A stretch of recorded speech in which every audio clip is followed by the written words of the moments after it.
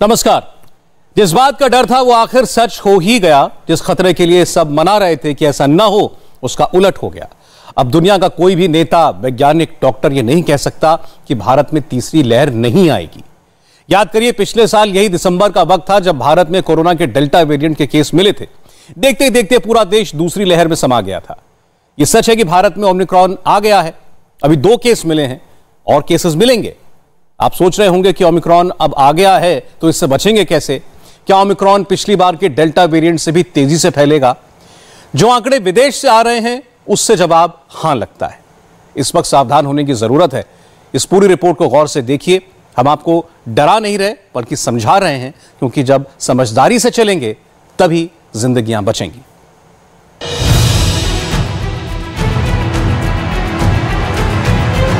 Omicron Bharat में आ गया है। देश में कोरोना का अब तक का सबसे खतरनाक ओमिक्रॉन वेरिएंट की एंट्री हो चुकी है। हिंदुस्तान में ओमिक्रॉन के 1 नहीं 2 केसेस आ गए हैं। यह पूरे देश के लिए सबसे बड़ी खबर है, सबसे बड़ी ब्रेकिंग न्यूज है, क्योंकि जिसका डर था वो सच हो गया। ओमिक्रॉन को रोका नहीं जा सकता है। साउथ अफ्रीका, यूरोप, अमेरिका, दुनिया के कोने कोने में ओमिक्रॉन पहले ही पहुंच चुका था। अब ओमिक्रॉन ने भारत में भी दस्तक दे दी है। 24 घंटे के अंदर हमारे देश में 2 ओमिक्रॉन वेरिएंट के केस हमारे इस नेटवर्क के द्वारा डिटेक्ट किए गए कर्नाटका में, जिसकी रिपोर्ट कल रात काफी लेट आई थी, जिसको हम आपके सामने रखना चाहेंगे। और वह जो 2 केस हैं उनके बारे में हम बताना चाहेंगे कि उसमें से एक केस 66 साल के एक मेल है, दूसरा केस 46 साल के एक मेल है। मास्क पहनना अगर छोड़ दिया था तो फिर से मास्क पहनने की आदत डाल लीजिए। अगर वैक्सीन नहीं लगाने का बहाना बना रहे हैं तो तुरंत वैक्सीन लगवाने चाहिए, क्योंकि कर्नाटक में ओमिक्रॉन के 2 केसेस की पुष्टि हो चुकी है। दोनों मरीजों को क्वारंटीन में रखा गया है। उनमें किसी को कोई सीरियस लक्षण नहीं है, उनका इलाज हो रहा है। कोरोना के नए म्यूटेंट ओमिक्रॉन ने भारत में दस्तक दे दी है। भारत में ओमिक्रॉन के 2 मामले सामने आए हैं और ये दोनों मामले कर्नाटका से सामने आए हैं। पहला मामला 66 साल के एक अफ्रीकी नागरिक का है, जो कि बीते दिनों दक्षिण अफ्रीका से ट्रैवल करके भारत पहुंचा था। वहीं दूसरा मामला 46 साल के एक भारतीय नागरिक का है, जो कि एक हेल्थ केयर वर्कर है और उसकी कोई भी ट्रैवल हिस्ट्री नहीं है। ये दोनों मामले दोनों पुरुषों में पाए गए हैं और इनके जो भी प्राइमरी और सेकेंडरी कॉन्टैक्ट हैं उनको ट्रेस किया जा रहा है और उनकी टेस्टिंग भी की जा रही है। पिछले एक दिन में भारत में 37 इंटरनेशनल फ्लाइट आई हैं, जिसमें 7,900 पैसेंजर आए हैं। हर एक यात्री का RT-PCR टेस्ट किया गया। 10 की रिपोर्ट पॉजिटिव आई। क्या इन 10 लोगों में से किसी को ओमिक्रॉन है? अब इसके लिए इनकी रिपोर्ट का इंतजार हो रहा है। ओमिक्रॉन केस मिलते ही सरकार हाई अलर्ट में आ चुकी है, क्योंकि 1 साल पहले बिल्कुल ऐसा ही कुछ हुआ था, जिसका इंपैक्ट मार्च में देश भर में हुआ था। पिछले साल दिसंबर में कोरोना के डेल्टा वेरिएंट का पहला केस मिला था। मार्च आते आते डेल्टा ने भारत में तबाही मचानी शुरू कर दी थी और 2021 के दिसंबर में ही ओमिक्रॉन ने एंट्री की है। पिछली बार डेल्टा ने डराया था, इस बार ओमिक्रॉन के नाम से कोहराम मचा हुआ है, क्योंकि WHO ने डेल्टा वेरिएंट से ज्यादा खतरनाक ओमिक्रॉन को बताया है। यह आपकी स्क्रीन में बाईं तरफ जो तस्वीर है वो डेल्टा वायरस की है। दाएं तरफ ओमिक्रॉन की पहली इमेज है। कोरोना वायरस के हर एक वेरिएंट में उसके स्पाइक प्रोटीन में फर्क होता है। डेल्टा वेरिएंट के स्पाइक प्रोटीन में 2 म्यूटेशन थे, जबकि ओमिक्रॉन वेरिएंट में 10 म्यूटेशन है। ओमिक्रॉन के नए म्यूटेशन से उसकी पकड़ ह्यूमन सेल से और मजबूत हो जाती है। इसी कारण ओमिक्रॉन ज्यादा संक्रमण फैला सकता है। एक इंसान से दूसरे इंसान में फैलने की इसकी रफ्तार पहले वेरिएंट से बहुत तेज है। अभी तक जो एविडेंसेस है कि यह जो है ज्यादा तेजी से फैलने की एविडेंस है। अभी तक जो भी वेरिएंट हमारे पास वेरिएंट ऑफ कंसर्न थे, उनमें डेल्टा जो है सबसे तेजी से फैलता था। और देखिए तो डेल्टा ने पूरी दुनिया में जो है सबको रिप्लेस कर दिया। ऑलमोस्ट 99% जो है इस समय दुनिया में डेल्टा वेरिएंट है। यूएस में देखिए 100% है। यूके में देखिए तो 98% से ज्यादा है। सो दुनिया में सबको उसने रिप्लेस कर दिया। उससे भी ज्यादा जो है, जो WHO ने कहा है कि साउथ अफ्रीका के डेटा के बेसिस पे कि उससे भी ज्यादा इसमें है। 20 से ज्यादा देश केसेस कंफर्म रिपोर्ट कर चुके हैं। इन्फेक्टिविटी बहुत ज्यादा है, लेकिन सीवियरिटी एविडेंस नहीं आया है। कुछ एविडेंस जो साउथ अफ्रीका के लोगों ने दिया है कि हो सकता है सीवियरिटी उससे कम हो। तीसरा है इम्यून एस्केप, कि जो एग्जिस्टिंग इम्यूनिटी है उससे जो एस्केप करने की क्षमता है, क्योंकि जो हांगकांग के जो 2 लोग थे उनमें जो है पाया गया, साउथ अफ्रीका में भी काफी लोगों को जो है फुल्ली वैक्सीनेटेड में पाया गया। सो इम्यून एस्केप होने के चांसेस हैं। भारत में अभी 2 ओमिक्रॉन के केस मिले हैं। अभी गिनती और बढ़ सकती है, क्योंकि ओमिक्रॉन की पहचान आम टेस्ट से नहीं होती है। किसी के अंदर ओमिक्रॉन वेरिएंट है या नहीं, ये कैसे पता चलेगा, वो जानिए। सबसे पहले एंटीजन टेस्ट होता है, उसके बाद आरटी-पीसीआर टेस्टिंग होती है। अगर रिपोर्ट आई तो जीनोम सीक्वेंसिंग टेस्ट होता है। जीनोम सीक्वेंसिंग में कोरोना के डीएनए या आरएनए का स्ट्रक्चर कैसा है, इसकी चेकिंग होती है। जीनोम सीक्वेंसिंग की रिपोर्ट आने में 2-3 दिन का वक्त लग सकता है। जिन 2 लोगों में ओमिक्रॉन की पुष्टि हुई है, उनमें से एक व्यक्ति ने विदेश की कोई यात्रा नहीं की। ऐसे में ओमिक्रॉन कितना कहां फैल चुका है, ये सवाल और डरा रहा है।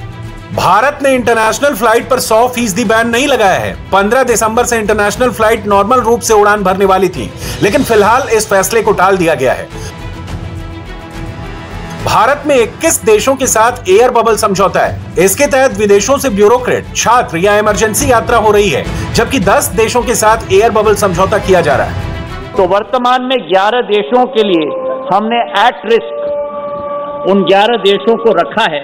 जिन देशों से हमारे यात्री भारत आएंगे उनकी सबकी टेस्टिंग हमें सुनिश्चित करनी होगी। वो 11 देश हैं यूरोप के सारे कंट्रीज, यूनाइटेड किंगडम समेत, south Africa, Brazil, Botswana, China, Mauritius, New Zealand, Zimbabwe, Singapore, Hong Kong और इजराइल। कल से ये प्रक्रिया शुरू हुई है, जैसे आपको विदित है, और टेस्ट करके सारे यात्री आराम से अब अपना जीवन यापन देश में कर पा रहे हैं। 15 दिन की सीमा हमने रखी है।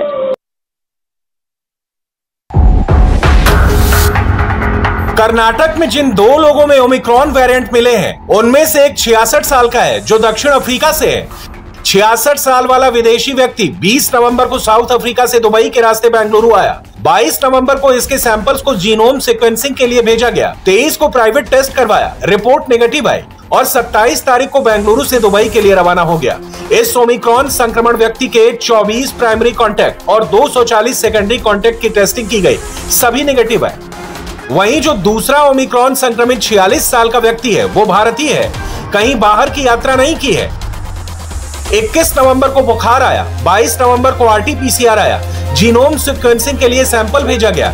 22 से 24 नवंबर तक होम क्वारंटीन में रहा। 27 नवंबर को डिस्चार्ज किया गया। इस व्यक्ति के 13 प्राइमरी कॉन्टैक्ट हैं और सेकेंडरी कॉन्टैक्ट 205 हैं, जिनमें 3 प्राइमरी कॉन्टैक्ट और 2 सेकेंडरी कॉन्टैक्ट कोरोना पॉजिटिव पाए गए। कर्नाटक में 2 ओमिक्रॉन के केस मिले हैं और पूरा देश हाई अलर्ट में है, क्योंकि अगर अभी नहीं संभले तो फिर संभलने का मौका भी नहीं मिलेगा। भारत में अभी 99,763 एक्टिव केस हैं। सबसे ज्यादा केरल में 44,778 केस हैं। दूसरे नंबर पर 11,062 केस के साथ महाराष्ट्र है। देश में कोरोना से सबसे ज्यादा मौत भी महाराष्ट्र में दर्ज हुई है। ऐसे में इस बार महाराष्ट्र ओमिक्रॉन से कितना तैयार है?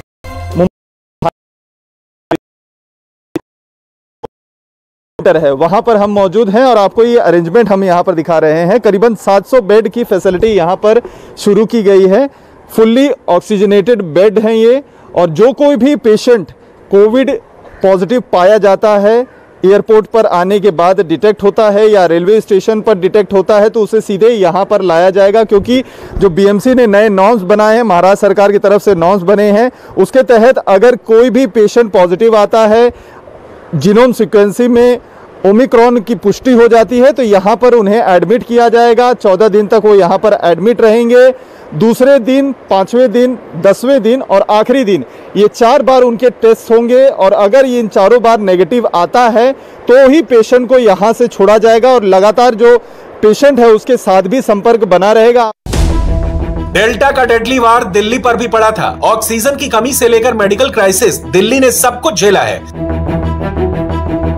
फिलहाल दिल्ली कोरोना से राहत की सांस ले रही है। दिल्ली में 286 एक्टिव कोरोना केस हैं, लेकिन अब जब देश में ओमिक्रॉन की एंट्री पर मुहर लग चुकी है, तो दिल्ली ने पिछली बार से क्या क्या सबक सीखे हैं? कोरोना के ओमिक्रॉन वेरिएंट के 2 केस देश में सामने आ चुके हैं। राजधानी दिल्ली में अभी कोई ऐसा मामला सामने नहीं आया है, लेकिन दिल्ली सरकार का ये कहना है कि वो पूरी तरह से तैयार है किसी भी इस तरह की स्थिति से निपटने के लिए। सबसे पहले दिल्ली सरकार का जो सबसे बड़ा हॉस्पिटल है LNJP हॉस्पिटल, उसको नोडल हॉस्पिटल बनाया गया है। अगर राजधानी दिल्ली में ओमिक्रॉन का कोई भी मामला आता है तो LNJP हॉस्पिटल भेजा जाएगा, और उसकी एक बड़ी वजह यह है कि उस हॉस्पिटल में जीनोम सीक्वेंसिंग का लैब अपना है, जिससे कि जल्दी से रिपोर्ट पता चल जाए। और इसके साथ साथ सरकार का यह कहना है कि कोरोना की दूसरी लहर में हमने ये देखा था कि किस तरह से लोग ICU बेड्स के लिए परेशान हुए थे। इस बाबत दिल्ली में इस वक्त 10,000 ICU बेड तैयार कर लिए गए हैं, और अगर ऑक्सीजन बेड की बात करें तो उसकी संख्या 68,000 तक पहुंच गई है। अगर वर्ल्ड लेवल की बात करें तो भारत में अभी हालात काबू में हैं, लेकिन कब तक, ये आप लोगों के हाथ में है। ओमिक्रॉन से बचना है तो हाथों को बार बार धोना होगा। जब भी घर से बाहर निकले मास्क पहने रहिए। अगर कोई बिना मास्क के देखता है तो उसको टोके भी। ओमिक्रॉन कब कहां से हमला कर दे कुछ पता नहीं है, इसलिए सोशल डिस्टेंसिंग का भी खास ख्याल रखें, वरना पिछली बार ऐसी दर्द। ओमिक्रॉन बहुत खतरनाक है, पिछले वेरिएंट से 5 गुना ज्यादा तेजी से फैलता है। यह WHO भी मान चुका है, और WHO की माने तो इस वक्त ओमिक्रॉन से बचने के लिए वैक्सीन ही एकमात्र सहारा है। इसलिए अगर वैक्सीन नहीं लगी है तो दूसरी वैक्सीन लगाने के लिए कहिए। भारत में वैक्सीन की 1 अरब 25 करोड़ 69 लाख डोज लग चुकी है, जिसमें पहली डोज 79 करोड़ 48 लाख लोगों को लगी है, और 46 करोड़ 20 लाख लोगों को दोनों डोज लग चुकी है। भारत सरकार फ्री में वैक्सीन लगवा रही है। जिन देशों में वैक्सीन नहीं लगी है वहां पर कोरोना का प्रकोप ज्यादा है। अगर ओमिक्रॉन की बात करें तो भारत समेत 30 देशों में 375 ओमिक्रॉन केसेस सामने आए हैं। दुनिया केस अफ्रीका में है। इसके बाद घाना में 33 केस हैं, ब्रिटेन में 32, बोत्सवाना में 19 केस हैं, नीदरलैंड्स में 16, पुर्तगाल में 13 केस हैं। बाकी देशों में 10 से अभी कम केसेस हैं। इस वक्त सबसे ज्यादा पैनिक बटन अमेरिका और यूरोप में दबा हुआ है। यूरोप में पिछले 1 महीने में दुनिया भर के 70% कोरोना केस रिकॉर्ड किए गए हैं। अमेरिका में भी ओमिक्रॉन पहुंच गया है। वहां पर एक्टिव केसेस पहले ही दुनिया में सबसे ज्यादा हैं। अमेरिका में 94,50,000 एक्टिव कोरोना केस हैं, ब्रिटेन में 10,34,000, जर्मनी में 8,71,000, नीदरलैंड्स में 5,21,000, पोलैंड में 4,36,000 एक्टिव केस, फ्रांस में 4,68,000 एक्टिव केसेस हैं। यूरोप में जो कोरोना बम फूटा है उसके पीछे सबसे बड़ी लापरवाही वहां की जनता ने खुद की है। यूरोप में मास्क पहनना बेहद कम हो गया था। लोगों को लगा कि कोरोना तो अब चला गया है, लेकिन कोरोना रूप बदलकर वापस जरूर आता है। इस बार भी वैसा ही हुआ।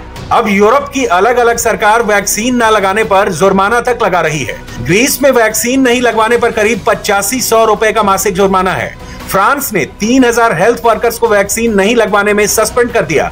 इटली में बिना वैक्सीन पास के नौकरी पर नहीं जा सकते। जर्मनी में वैक्सीन अनिवार्य करने का कानून बनने वाला है। यूरोप के कई देश वैक्सीन लॉकडाउन लगाने लगे हैं, यानी वैक्सीनेशन किया है तभी घर से बाहर कोई काम से या बाजार जा सकते हैं। दुनिया समझती है वैक्सीन है तो ही सुरक्षित है। ऐसा नहीं है कि वैक्सीन लगने के बाद कोरोना नहीं हो सकता है, लेकिन इतना जरूर है कि वैक्सीन होने के बाद कोरोना आपकी सेहत पर खतरनाक साबित नहीं होगा। लेकिन भारत में वैक्सीन पर फिर पॉलिटिक्स शुरू हो गई है। वैक्सीन लगने का काम तेजी से चल रहा है तो बूस्टर डोज पर फंसाने की तैयारी भी होने लगी है। बताइए क्या पॉलिसी आपके पास? खामोशी है, सन्नाटा है। सर, हमने अपने हेल्थ वर्कर्स को, डॉक्टर्स को जो सेकेंड डोज दिया 7 महीने हो गए, आप उनके लिए बूस्टर शॉट देंगे नहीं देंगे? पीडियाट्रिक्स का वार्ड आपने कैसे स्ट्रेंथन किया बताइए? आज कर्नाटका के जो 2 लोगों को ये नया वेरिएंट हुआ है, क्या सरकार बताएगी कि उनको 2 डोज लग चुके थे? 2 डोज लगे थे उनको, आप छुपा रहे हैं बात को। तो बूस्टर शॉट कब देंगे पूरे देश में आप? अभी तक जून में पूरी आबादी को 2 वैक्सीन लगेंगे तो बूस्टर शॉट आप देंगे नहीं देंगे? हमारे हेल्थ वर्कर्स को सवाल जवाब दे। ओमिक्रॉन भारत आ गया है, 2 केस सामने आए हैं, अभी और भी आ सकते हैं। आप किसी तरह की अफवाह में ना आए, वैक्सीन लगवाएं, मास्क पहने जो सबसे जरूरी है, और सोशल डिस्टेंसिंग का ख्याल रखें। राहुल गांधी के जितने सिपह सालार हैं वो ममता बनर्जी को नहीं, प्रशांत किशोर को टारगेट कर रहे हैं। ममता से खुलकर तो नहीं बोल सकते, डायरेक्टली तो नहीं कह सकते, इसलिए पीके पर हमला कर रहे हैं। प्रशांत किशोर ने राहुल के बारे में ऐसा क्या कह दिया कि कांग्रेस गुस्से से लाल हो गई? आज कांग्रेस ने एक नई स्ट्रैटेजी भी बनाई।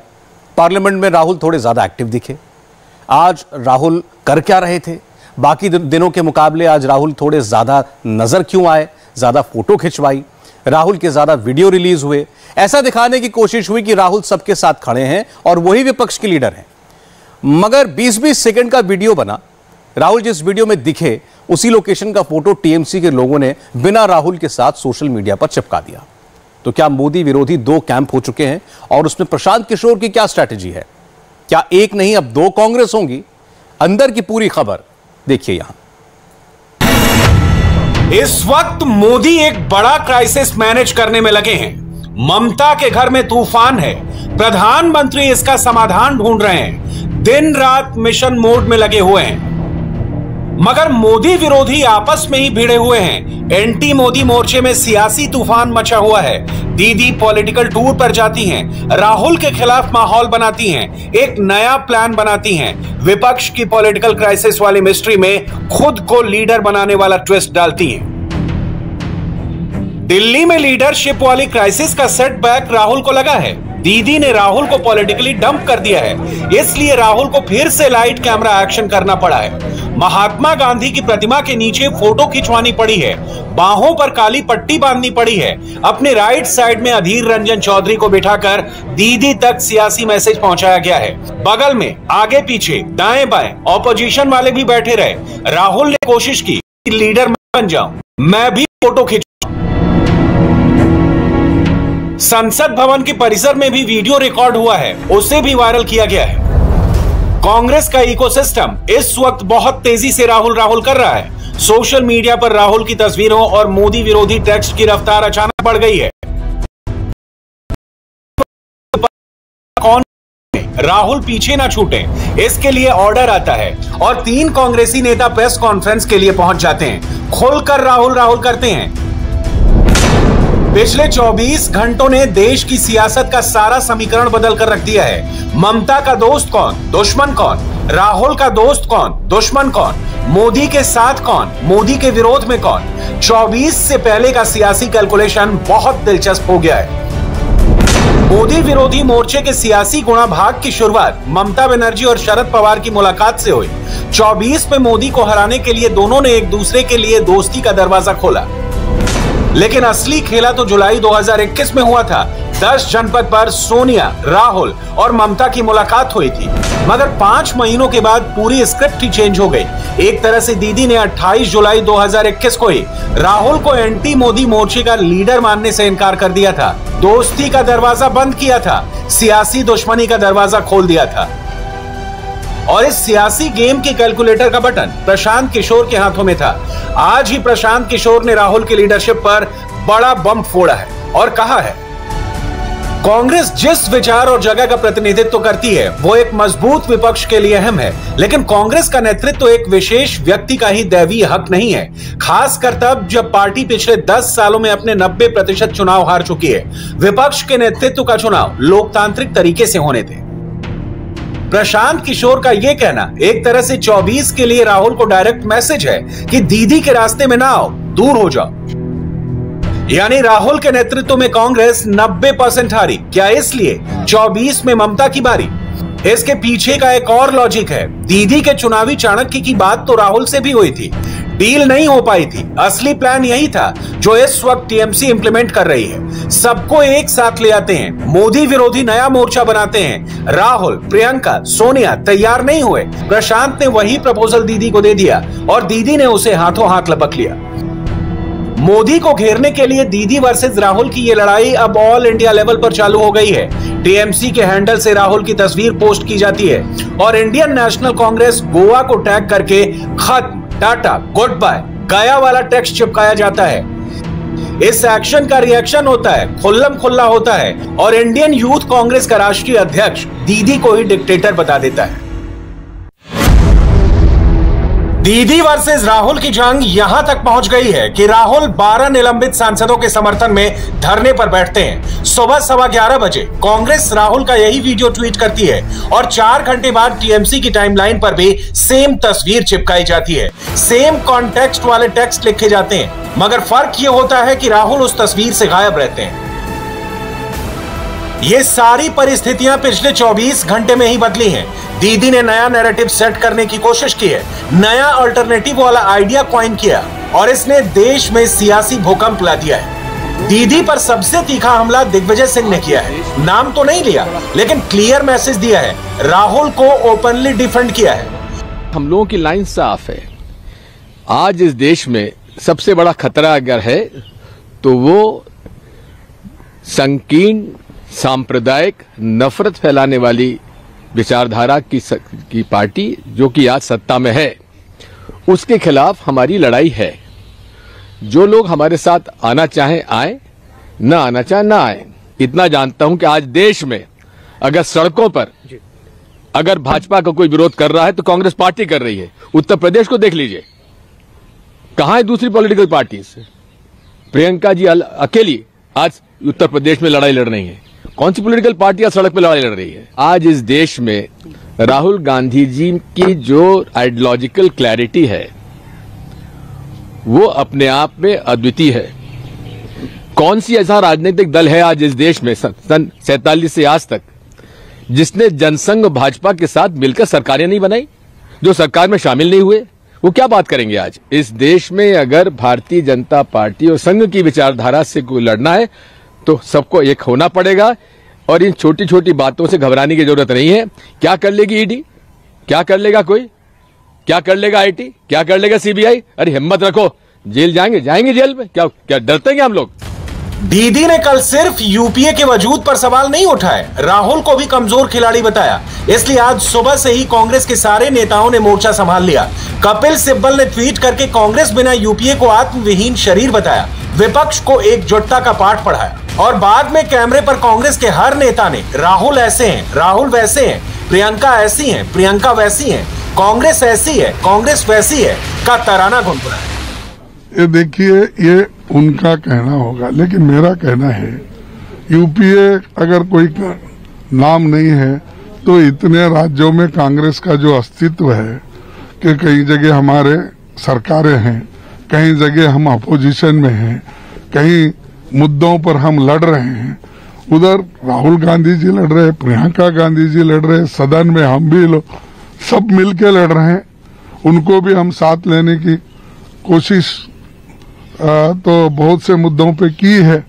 तो ये ऐसा कहना कि राहुल गांधी जी फील्ड में नहीं है, वहां नहीं है, ये देखो व्यक्तिगत किसी की टिप्पणी। हम सब मिलके बीजेपी का मुकाबला करना है, ये नहीं कि हम अपोजिशन पार्टी एक दूसरे में लड़ना और हम डिवाइड होना और उसका फायदा बीजेपी को होना। प्रश्न इस बात का है कि क्या इस देश में आज की राजनीतिक परिस्थिति में कोई भी गठबंधन जो भाजपा के खिलाफ हो, क्या वो कांग्रेस के बिना चल सकता है? स्वयं शरद पवार साहब ने इस बात को कहा है। स्वयं अगर आप देखेंगे तो सितंबर के महीने में सारे राजनीतिक दलों ने मिलकर ही इसका विरोध किया था, बीजेपी का विरोध किया था। तो इसमें आज इस प्रकार के बयान की कोई आवश्यकता नहीं थी। हम सब चाहते हैं कि विपक्ष एक रहे और भाजपा जो हमारे सरकार के खिलाफ कर रहे हैं, हमारे देश के खिलाफ कर रहे हैं, हमारे जनता के खिलाफ कर रहे हैं, इसके लिए हम सख्त अगर विरोध करना चाहते हैं तो एक साथ रहना ही बेहतर है। कांग्रेस का कोई अहंकार नहीं है, हमें बहुत काम करने हैं कांग्रेस के रूप में, लेकिन दूसरों के साथ करने में हमें कोई इतराज नहीं है। कैमरे पर कोई कुछ भी बोले, लेकिन करंट पॉलिटिकल सिचुएशन को देखकर एक चीज तो क्लियर है, 24 से पहले देश में 1-2 नहीं 4 फ्रंट बनेंगे। एक फ्रंट मोदी का होगा, दूसरे फ्रंट में कांग्रेस अकेली होगी, थर्ड फ्रंट ममता और पवार का होगा, थर्ड फ्रंट का लीडर कौन होगा ये बाद में तय होगा। एक चौथा फ्रंट भी हो सकता है, मुस्लिम मोर्चे को ओवैसी लीड कर सकते हैं। इसके लिए माहौल अभी से बनने लगा है। सीधे वॉशिंगटन डीसी में हेडलाइन बन रही है, इंडिया तक डिलीवर हो रही है। दीदी को मोदी की राह में 5 फीट का कांटा बताया जाने लगा है। सब हाल फिलहाल में ही हुआ है और बाकी काम देश के भीतर हो रहा है। महाराष्ट्र में शिवसेना, कांग्रेस और एनसीपी गठबंधन की सरकार है, मगर अब तो एनसीपी के खेमे से भी कांग्रेस विरोधी इशारे मिलने लगे हैं। जिसकी जितनी हैसियत उसकी उतनी हिस्सेदारी जैसे डायलॉग निकलने लगे हैं। सुन लीजिए नवाब मलिक ने क्या कहा है। ऑल्टरनेटिव देश के सामने रखने की जरूरत है। देश में जितने भी विपक्षी दल हैं उनको एक साथ लाना चाहिए। इसको लेके पवार साहब बार बार कोशिश करते रहे, नहीं ममता दीदी भी कोशिश कर रही हैं। कलेक्टिव लीडरशिप की बात है। कांग्रेस की अगुवाई, जब कांग्रेस देश में आधे से ज़्यादा सीटों में लड़ने की हैसियत में नहीं है। तमिलनाडु में क्या हालत है वो कांग्रेस को समझना चाहिए। अगर बिहार में सरकार ना बदल पाई तो कांग्रेस ने 70 सीटों पे चुनाव लड़के पूरा खेल बिगाड़ा। तो कांग्रेस को समझना पड़ेगा ज़मीनी हकीकत क्या है, उसे स्वीकारना पड़ेगा। अगर भारतीय जनता पार्टी को सत्ता से बाहर करना है तो असलियत को लोग स्वीकारें।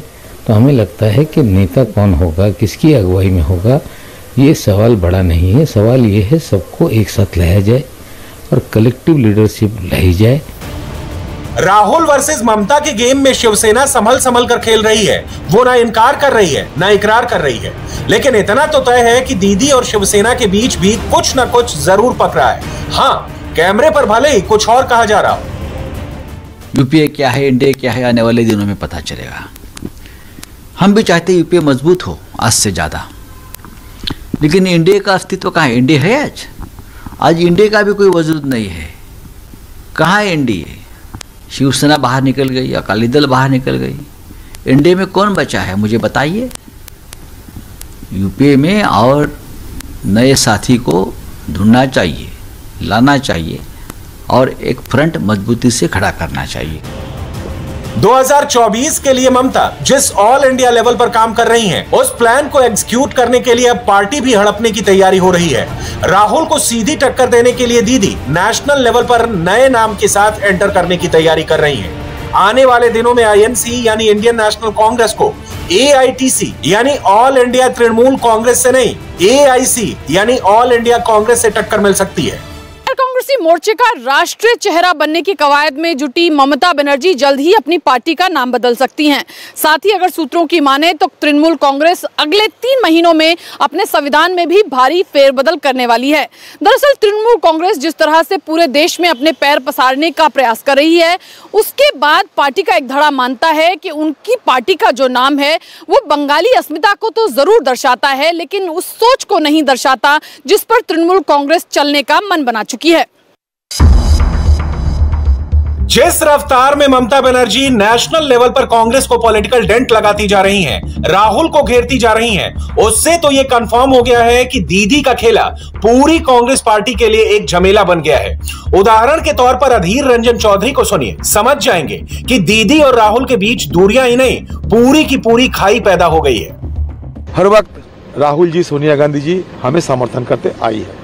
ममता ये साफ सुथरा चीज है एकदम। इसमें बीच में कोई दरार पैदा करने की कोई जरूरत नहीं है। बहुत कुछ लोग चाहते हैं तो हम क्या करें। सर आप कुछ भी चाहते हैं, कुछ भी ख्वाहिश आपको रह सकते हैं।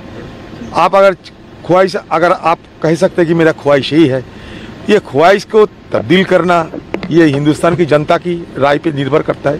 अंकगणित पाठ कीजिए, 20% पॉपुलर वोट कांग्रेस के साथ है और टीएमसी के साथ है 4%। इधर 20%, इधर 4%। मोदी जी के खिलाफ हिंदुस्तान में लड़ने के लिए 20% जो हमारे वोट शेयर है उनको क्या अलग रख के आप लड़ पाओगे? यही सवाल है। ये कुछ नहीं, मोदी जी के मुखबिर बन के ये कांग्रेस पार्टी और विपक्ष को ये तोड़ना चाहती है। वैसे दिलचस्प बात यह है कि फ्रंट कोई भी बने, दोस्ती किसी के बीच हो, सबके टारगेट पर सिर्फ नरेंद्र मोदी हैं। मोदी विरोधी मोर्चा 1 हो, 2 हो या 3 हो, पूरी कोशिश 24 में मोदी को रोकने की है। आज प्रियंका गांधी अपनी ससुराल गई। ससुराल में वोटर से प्रियंका बोली, मैं लड़की हूं, लड़ सकती हूं। रॉबर्ट वाड्रा के शहर मुरादाबाद में प्रियंका थी तो सबसे ज्यादा परेशान। समाजवादी पार्टी के लोग ऐसा क्यों महसूस कर रहे थे? प्रियंका ने ऐसा क्या कहा कि अखिलेश यादव के करीबी सांसदों को भी गुस्सा आ गया? और प्रियंका किस बात पर चुप रह गई कि कांग्रेस के नेताओं की धड़कन बढ़ गई? पूरी डिटेल इस रिपोर्ट में। मेरे ससुराल में बहुत बहुत स्वागत। और ससुराल वालों, आपसे माफी चाहती हूँ, बहुत दिनों बाद आई हूँ। माफ हूँ कि नहीं? यूं ही नहीं माफी मांग रही प्रियंका, यूं ही नहीं इमोशनल हो रही प्रियंका। इस इमोशन में इलेक्शन का बड़ा कनेक्शन है। ससुराल से सत्ता की सड़क देख रही हैं प्रियंका गांधी। हम करके भी दिखाएंगे। प्रियंका को पता है कांग्रेस जब भी मजबूत होती है मुरादाबाद जरूर जीतती है, लेकिन पिछले 2019 और 2014 लोकसभा चुनाव के बाद समीकरण बदल गए। प्रियंका दोबारा वो इक्वेशन सेट करना चाहती हैं। ये बात हम क्यों कह रहे हैं उसे समझ लीजिए। अब तक 18 लोकसभा चुनाव हुए, जिसमें मुरादाबाद लोकसभा पर 6 बार कांग्रेस का कब्जा रहा है। 2009 में मोहम्मद अजहरुद्दीन यहां से सांसद बने थे। 2014 बीजेपी के कुंवर सर्वेश कुमार ने सीट हथिया ली। इसी साल के चुनाव में कांग्रेस ने इस सीट पर सिर्फ 20,000 वोट पाकर 5वें नंबर पर रही। यहां से तब कांग्रेस ने पहले राज बब्बर को उतारा था। बाद में इमरान यहां से चुनाव लड़े। 2019 के चुनाव में समाजवादी पार्टी के डॉक्टर ST हसन सांसद बने। सशक्त बनो, अपने हक के लिए खुद लड़ो। कोई नहीं आएगा तुम्हारे लिए लड़ने के लिए, तुम खुद लड़ोगी और मैं तुम्हारे साथ खड़ी हूं। जोर से बोलो, लड़की हूं, लड़की हूं, शाबाश, लड़की हूं, शाबाश। आज प्रियंका बदली थी और उनके हमले का अंदाज भी। पहली बार अखिलेश और मायावती पर डायरेक्ट टारगेट किया, वो सुनाएंगे, लेकिन पहले अपने धुर विरोधी को क्या कहा वो सुन लेते हैं। आपने पीतल नगरी बनाई, उद्योग नगरी बनाई, अपने हाथों से, अपने खून, अपने पसीने से बनाई। ये सरकार सिर्फ अंधेर नगरी बनाती है और अंधेर नगरी का चौपट राजा है। व्यापार आज पूरे प्रदेश में चौपट है, युवाओं का भविष्य चौपट है, खेती किसानी चौपट है, महंगाई से घर का बजट चौपट है। मुरादाबाद पुरानी कांग्रेस की सीट रही है, लेकिन वक्त बदल चुका है, हालात बदल चुके हैं, साथ साथ चुनौती भी है, क्योंकि मुरादाबाद की 6 सीट पर पिछले 2 विधानसभा चुनाव 2012 और 2017 में कांग्रेस का खाता तक नहीं खुला था। 2017 में 2 बीजेपी और 4 पर समाजवादी पार्टी का कब्जा था और 2012 में 4 पर समाजवादी पार्टी, 1 पर बीजेपी और 1 पर पीस पार्टी का कब्जा था। समाजवादी पार्टी अगर मुरादाबाद की 6 विधानसभा सीटों में से 4 से 5 सीटों पर अपना असर छोड़ती है, तो उसकी वजह है मुरादाबाद की 47.1% मुस्लिम वोटर्स। मुरादाबाद के इन्हीं वोटर्स पर प्रियंका की उम्मीद है। उनको लगता है कि कांग्रेस से छिटक कर समाजवादी पार्टी की तरफ गए मुस्लिम वोटर अगर हाथ का हाथ थाम ले तो बात बन सकती है। इसलिए प्रियंका मुरादाबाद आकर मीठी मीठी बातें कर रही हैं और अखिलेश यादव पर तीखी तीखी। मैंने सुना है कई लोग कहते हैं कि भाजपा तो फूट फैलाकर फिर से जीतेगी। क्यों? क्योंकि असलियत ये है कि जिनको आज मुख्य विपक्ष माना जा रहा है, वे विकास का एजेंडा सेट नहीं कर रहे। वे भी इसी तरह की राजनीति करना चाहते हैं। सपा और बसपा ने भी जाति और धर्म की ही राजनीति को आगे बढ़ाया है। सपा सरकार में जातिवाद और गुंडाई, और बसपा में आपने लूट देखा है। तो स्वाभाविक है विकास की बात नहीं होगी, आपके मुद्दे उठाए नहीं जाएंगे। आपने समाजवादी का नारा देखा है, नया नारा सुना है, आ रहे हैं अखिलेश।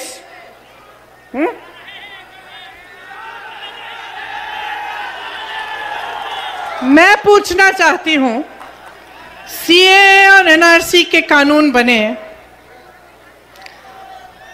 मैंने अपनी आंखों से देखा। मैं बिजनौर गई, बिजनौर में एक 19 साल का लड़का अनस दूध बेचता था, उसकी निर्मम हत्या की गई। दूसरे घर में गई, एक लड़का सुलेमान मस्जिद के बाहर खड़ा था, पुलिस ने गोली मारी, उसकी हत्या कर ली, कोई कार्रवाई नहीं हुई। मैं पूछना चाहती हूं, क्या अखिलेश जी आए? बड़े दिनों बाद ससुराल की याद आई। चलिए, अच्छी बात है, ससुराल में आई तो। मेरे ख्याल से 20-25 साल पहले इनकी शादी हुई थी, आज पहली बार मुरादाबाद पहुंची हैं। हमने करके दिखाया है मुसलमान के लिए। समाजवादी पार्टी ने मुसलमानों को इंसाफ दिया है। समाजवादी पार्टी कोई मुसलमानों की पार्टी नहीं है, सिर्फ उसने मुसलमानों के साथ इंसाफ कराया, उनका जायज हक उनको दिया है। मुस्लिम वोटर्स पर सबकी नजर है। जो भी बीजेपी के विरोध में खड़ा है वो इस बात को मानता है कि जिधर मुसलमान उधर जी। 100 सीट पर लड़ने वाले भाईजान की नजर भी यूपी के इन्हीं 19% मुस्लिमों पर है और उनका दावा है कि जितना वो मुस्लिमों के बारे में सोचते हैं वो कोई नहीं सोचता। CAA 3 तलाक के बाद ओवैसी ने आज संसद से यूपी के मुसलमानों को नया मुद्दा उठाया। यूपी के मदरसों की बात की, 50,000 मदरसों के टीचरों की सैलरी का मुद्दा उठाया। उन्होंने कहा कि 520 करोड़ रुपए चाहिए यूपी में। सर, यूपी में आपने अब तक 5 साल में कितने पैसे दिए और इस साल देने का कितना पैसा देंगे? वो मदरसा मॉडल स्कीम सर 50,000 टीचरों को तनख्वाह नहीं मिली। मंत्री जी जवाब दीजिए इसका। पश्चिम उत्तर प्रदेश पर सबकी नजर है। बीजेपी पिछली बार यहीं से 100 में से 78 सीट जीती थी। इस बार किसान आंदोलन से चिंता बढ़ी है। पिछला रिजल्ट दोहराने के लिए पार्टी के चाणक्य को पश्चिम उत्तर प्रदेश के चुनाव का प्रभारी बनाया गया है। आज अमित शाह मुरादाबाद से 200 किलोमीटर दूर सहारनपुर पहुंचे थे। मुझे बताइए, पश्चिमी उत्तर प्रदेश वाले, इस बार 300 पार होगी या नहीं होगी? सुनाई नहीं पड़ा, जोर से बोलिए। क्या 300 पार होगी? पक्का होगी? मोदी जी को बता दे। दोनों हाथ उठाइए, विजय के विश्वास की मुट्ठी पीछे और प्रचंड आवाज से बोलिए, भारत माता की। पश्चिम इंडिया टीवी हर वक्त हर जगह डाउनलोड करने के लिए सर्च करें India TV news Google play store या ऐप स्टोर पर।